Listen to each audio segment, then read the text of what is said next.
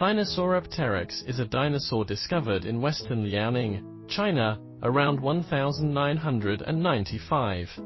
Due to the unique preservation conditions for fossils in West Liaoning, the found specimen elaborately preserved its physical features. The skin impressions displayed for the first time that dinosaurs had feathers. From the top of its head to the back, then further down to its tail, numerous filament-like primitive feathers on its whole body have been preserved. More than 10 years later, with the development of new technologies, scientists extracted pigments from the impressions of these beautifully preserved feathers and restored the true colors of Sinosauropteryx. We now know its overall color is this dark yellow with several white stripes on its tail. Sinosauropteryx was not very big. It was as big as a chicken when it was alive, around 70 centimeters including the tail. It was a small dinosaur. It had a triangular head. Some hairballs were once found in the stomach content of Sinosauropteryx, indicating that it might eat small mammals or other feathered dinosaurs.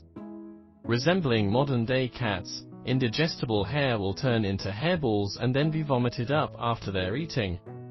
When people first discovered Sinosauropteryx, they mistakenly thought it was a bird because people then had not seen feathered dinosaurs. But it indeed had many features of primitive theropods.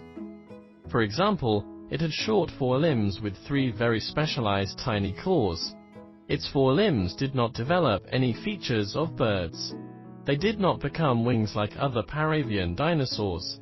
Its forelimbs were still short, which shows that it was distantly related to birds. Its hind limbs were still much like dinosaurs, with 4 toes, 3 of which were functional for walking.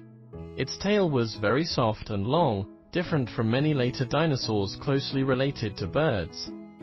Later dinosaurs that were closely related to birds had relatively stiff tails. Sinosauropteryx was still a very primitive animal and an amazing dinosaur. Its close relative was the Compsognathus from Germany.